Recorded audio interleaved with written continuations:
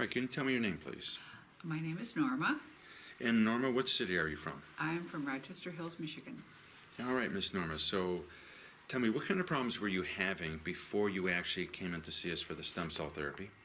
I was in 24-hour-a-day knee pain, and it was greatly inhibiting my activity. I was becoming a couch potato, gaining weight. I didn't want to vacuum. I didn't want to go to the store even or go shopping because my knees were in pain all the time. So it was both of them? Yes. No, had you seen some people before you came in here? I had surgery on my right knee probably 5 or 6 years ago. Okay, how'd that work out for a you? meniscus tear. Mm-hmm. It was somewhat successful. Okay. But was still having pain with the knees. I've been using orthotics in my shoes for years to keep my knees in line right, but that wasn't fixing the problem either. Okay. And how was this affecting you, let's say, on like a daily basis, things you would like to do, stuff like that? What were you noticing before you came in here? Well, I was noticing I would avoid things. Like I would avoid going upstairs until I had 4 or 5 things to get.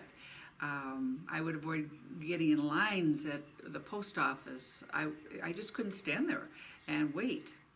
Okay. Now I can. Any activities you'd like to go through or anything that you would normally do that now you're having to either stop doing it or you'd have to like decrease it or limit it? Well, I'm walking my dog much farther now, and we walk much quicker, more briskly.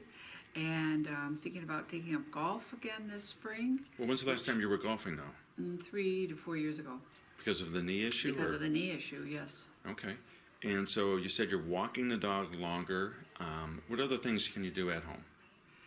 Well, I'm still not real big on cleaning, but I prepared meals with much more intensity because I could stand, I could move around my kitchen.